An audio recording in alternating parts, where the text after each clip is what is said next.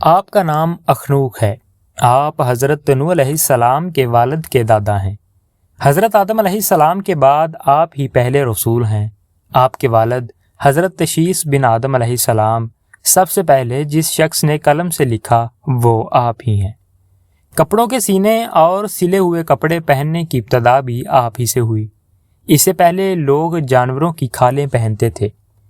سب سے پہلے ہتھیار بنانے والے، ترازو اور پیمانے قائم کرنے والے اور علم نجوم و حساب میں نظر فرمانے والے بھی آپ ہی ہیں۔ یہ سب کام آپ ہی سے شروع ہوئے۔ اللہ تعالیٰ نے آپ پر 30 صحیفے نازل فرمائے اور آپ اللہ تعالیٰ کی کتابوں کا بکثرت درس دیا کرتے تھے، اس لیے آپ کا لقب ادریس ہو گیا۔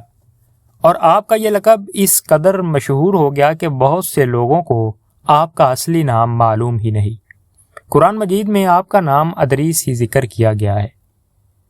معزز سامعین، آپ کو اللہ تعالیٰ نے آسمان پر اٹھا لیا۔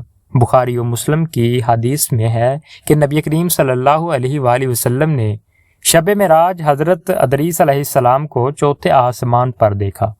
حضرت کعب احبار رضی اللہ تعالیٰ عنہ وغیرہ سے مروی ہے کہ حضرت ادریس علیہ السلام نے ملک الموت سے فرمایا کہ موت کا مزہ چکھنا چاہتا ہوں، کیسا ہوتا ہے؟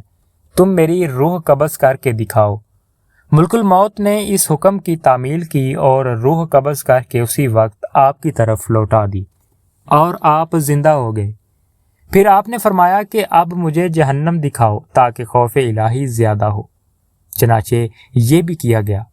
جہنم کو دیکھ کر آپ نے داروغہ جہنم سے فرمایا کہ دروازہ کھولو، میں اس دروازے سے گزرنا چاہتا ہوں۔ چنانچہ ایسا ہی کیا گیا اور آپ اس پر سے گزرے۔ پھر آپ نے ملک الموت سے فرمایا کہ مجھے جنت دکھاؤ، وہ آپ کو جنت میں لے گئے۔ آپ دروازوں کو کھلوا کر جنت میں داخل ہوئے۔ تھوڑی دیر انتظار کے بعد ملک الموت نے کہا کہ اب آپ اپنے مقام پر تشریف لے چلیے۔ آپ نے فرمایا اب میں یہاں سے کہیں نہیں جاؤں گا۔ اللہ تعالیٰ نے فرمایا کہ کل نفس ذائقۃ الموت، تو موت کا مزہ ہی چکھ کے آیا ہوں۔ اور اللہ تعالیٰ نے یہ فرمایا کہ ہر شخص کو جہنم پر گزرنا ہے، تو میں گزر چکا۔ اب میں جنت میں پہنچ گیا اور جنت میں پہنچنے والوں کے لیے خداوند قدوس نے یہ فرمایا کہ جنت میں داخل ہونے والے جنت سے نکالے نہیں جائیں گے۔ اب مجھے جنت سے چلنے کے لیے کیوں کہتے ہو؟ اللہ تعالیٰ نے ملک الموت کو وحی بھیجی کہ حضرت ادریس علیہ السلام نے جو کچھ کیا میرے اذن سے کیا اور وہ میرے ہی اذن سے جنت میں داخل ہوئے، لہٰذا تم انہیں چھوڑ دو، وہ جنت ہی میں رہیں گے۔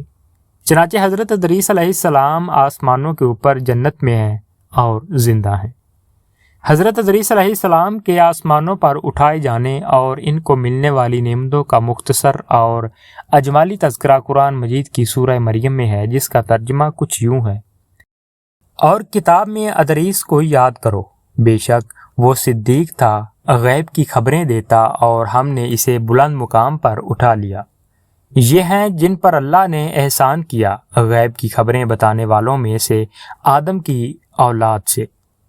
معزز سامعین، حضرت ادریس علیہ السلام کے واقعہ سے یہ ہدایت کا سبق ملتا ہے کہ اللہ تعالیٰ کا رسولوں اور نبیوں پر کتنا بڑا فضل و کرم اور انعام و کرام ہے۔ اس لیے ہر مسلمان کے لیے واجب الایمان اور لازم العمل ہے کہ خداوند قدوس کے رسولوں اور نبیوں کی تعظیم و تکریم اور ان کا ادب و احترام رکھے اور ان کے ذکر جمیل سے خیر و برکت حاصل کرتا رہے۔